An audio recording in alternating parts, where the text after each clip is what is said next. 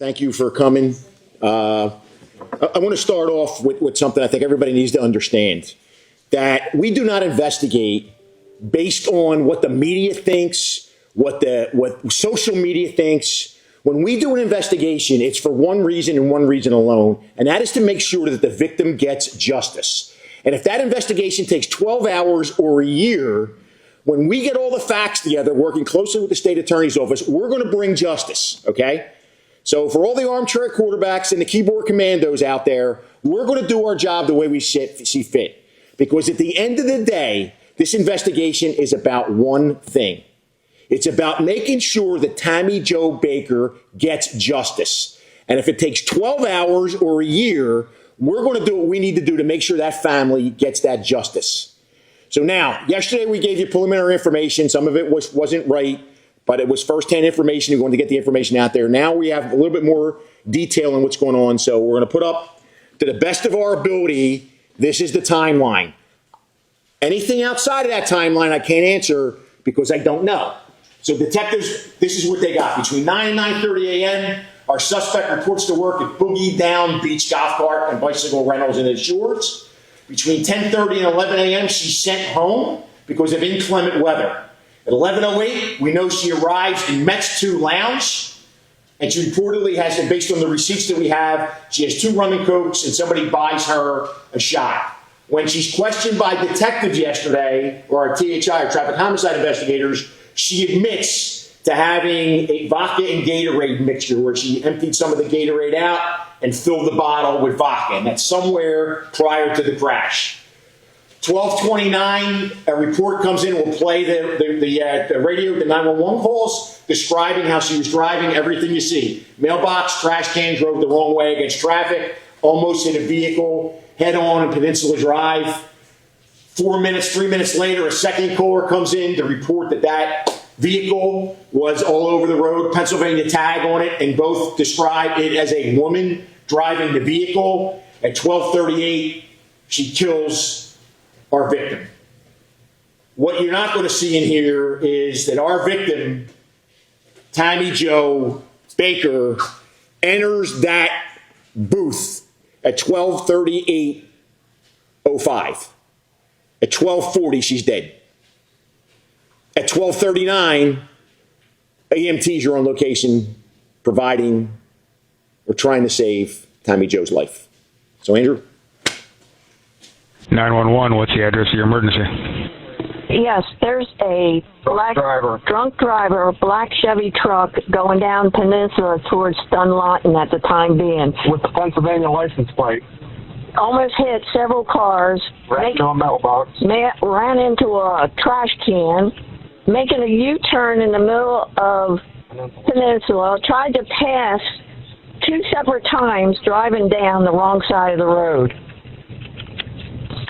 Okay, black Chevy truck? Yes. Pennsylvania plate. And it's a woman driving, a blonde-haired woman driving. Okay. And which way currently is it going on Peninsula? Is it going south or north? Southbound towards Dunlawton. Okay.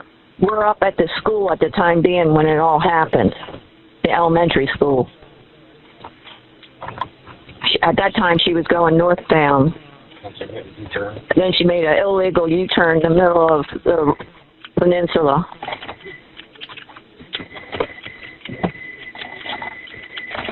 Okay. And then when she made a U-turn, she was heading straight for us. And we had stopped so we could stay out of her way. Yeah, she almost hit us head on. Okay.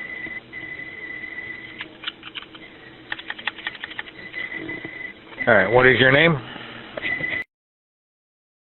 And what's the phone number for you? Okay. All right, we'll put it out for our units to be on the lookout for it, okay? All right, thanks. Bye. You're welcome. Bye. 911, what is the address of your emergency? Actually, I'm calling to report a very drunk driver. All right, what street are they driving on, and what's the nearest intersection? They're on Peninsula and Daytona Beach Shores, just north of Peninsula and Carter. Carter. Okay. Which direction are they traveling? Traveling south. It's a older model GMC with Pennsylvania tags. What color is the GMC? Kind of a gray color. Okay. And What are they doing? It's a young blonde lady. She was all over the road. Really, really, really bad. Okay. Did you see the license plate number from Pennsylvania? I got C605 something. I didn't get the whole thing. Gotcha. Okay. All right. Just stay at a safe distance. I did put in a call, and we'll let the units in the area know what's going on so that they can be on the lookout. Okay. Just stay at a safe distance, though. Okay. Okay. Thank you. I've never done this before. Like, that's how bad it was. Okay. So. Yeah. You've been helpful. You've done everything right. All right. Thank you. You're welcome. Have a good day. Bye bye.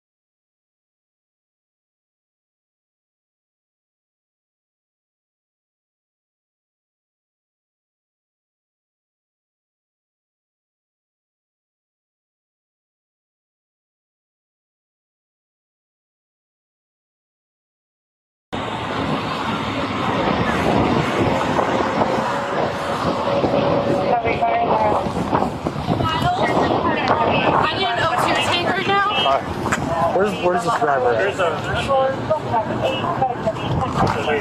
Hey, she needs O2. Where's this driver at? On there sitting on the beach. There's a guard next to her. That's a negative. It's a woman. She's in orange. She's wearing an orange shirt. Yeah, orange shirt. Smell of alcohol. Right there, that guard. Okay.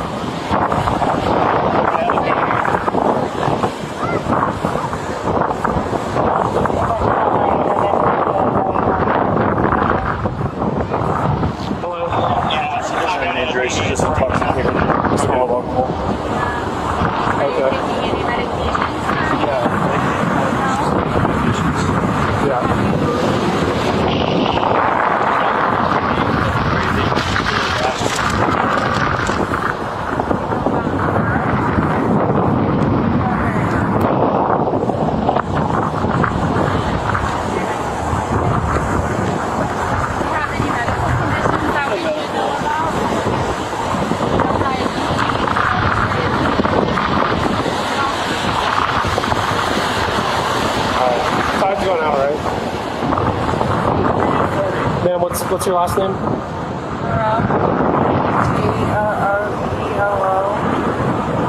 E-R-R-E-L-L?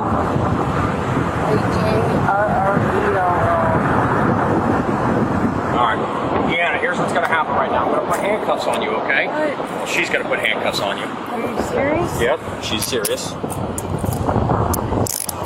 Oh, I'm sorry. And then we'll put her into that car. Put her in the car right now? Yes.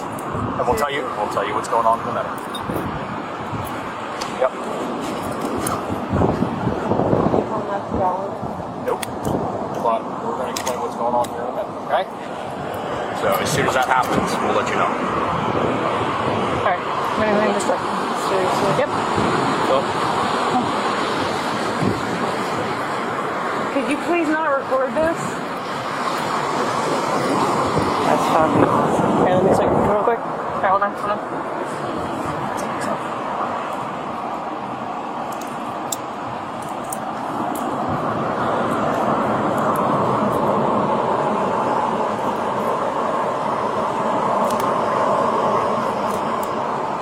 Just taking your bracelet off. Alright. You're not going to try to wiggle your wrist out of that, are you? Because I'm going to make them tighter if you're going to be a problem for him. Okay. No, it's really just maybe like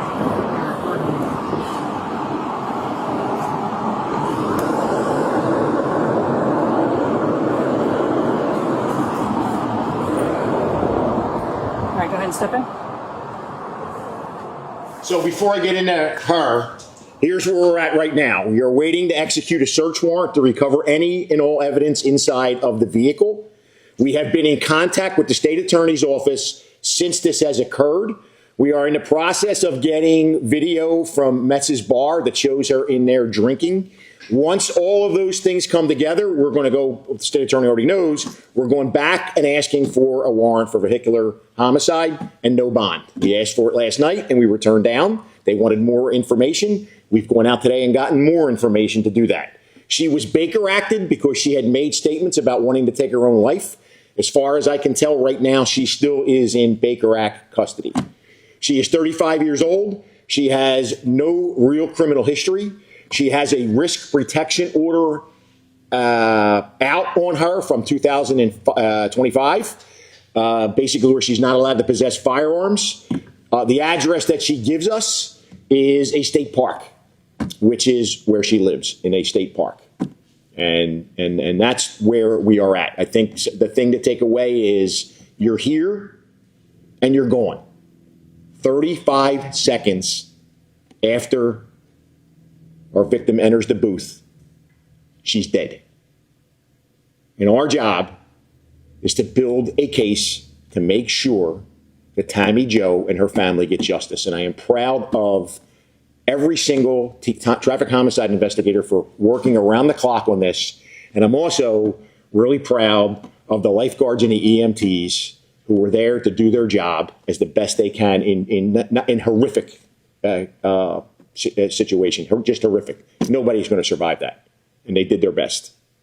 So, what he's got? What did her blood alcohol content? We have no idea. No idea.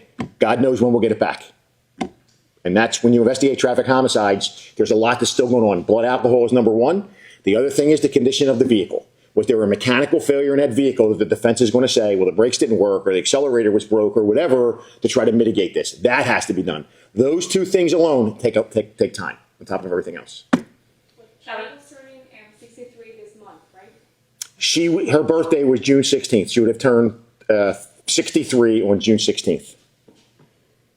You obviously got calls 10 minutes before this happened. Did any deputies spot her before? Or? Well, I think the question would be, that's city limits. Nobody spotted her. Like this, somebody had spotted her. If they would have spotted her and pulled her over, she would have been locked up for DUI and somebody would be alive. But, you know, there's a 5-minute or 7-minute window up there, and you probably shave off another 3 minutes by the time the call got dispatched. So you're looking at maybe 3 to 4 minutes after those calls had come in. What additional charges would you be looking at with the results of the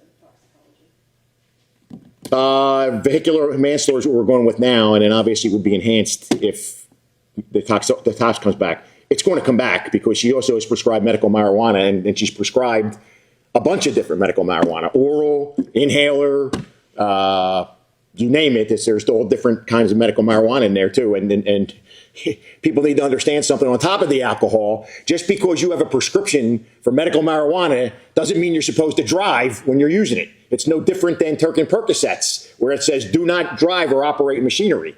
And if you're drinking vodka and Gatorade, and you're drinking rum and cokes, and you're drinking shots, somebody's going to have a bad day and end up dead. I want to know for you personally, we all, yesterday you said 40 miles an hour, no slowing down, continuing through, but to see that is really startling. When you first saw that video for the first time, what went through your head? Shocked, Sickened, and just think somebody lost their life over this. He couldn't survive it. And I'm guesstimating 40. The investigators will be able to tell you more from the traffic crash damage when they get into the car. I mean, it's an older vehicle, so it's not going to be like a newer vehicle where you have all that stuff in there. So. Just from what I saw, it's like she didn't even care, or what was her demeanor? It just seemed like. That's why we showed that. That was her demeanor. Yeah, if I ran over something, I would do it her. That was her demeanor. You saw it. That's why we made sure we put that in there. And then obviously when we questioned her, she made statements about wanting to kill herself. She's the one who told us about, dumping out half the Gatorade bottle and filling it to the top with vodka. I think they were the exact words, if I'm not mistaken. So, and then of course she made the I want to end my life. That's why she got Baker acted. She obviously had to know what she's doing or what she did, because from that to where she ended up, she's really trying to get away. I think from and this is just my assumption from what the witness told us, she was trying to get away because she goes in the ocean, she goes southbound, and the nature stops her from going any further. And again, we said this yesterday, suppose it was Sunday. Suppose it was Memorial Day weekend. I mean, it just happened to be on a Monday afternoon, and the beach was not crowded. But what would have happened had that been? That's one of our more busier places. You had kids there and everything else. And to be honest with you, that's one of our fears that's down there. If you're a terrorist or you're suicidal, what better way to get on the beach and mow people down before we take you out or before you take yourself out and you have all these casualties? We're vulnerable down there, especially on Easter Sunday where they were doing services down there. That was one of our fears, was that in the climate we live in today, somebody gets on there with a truck or a car, they're going to cause a lot of carnage before anybody's able to put an end to it.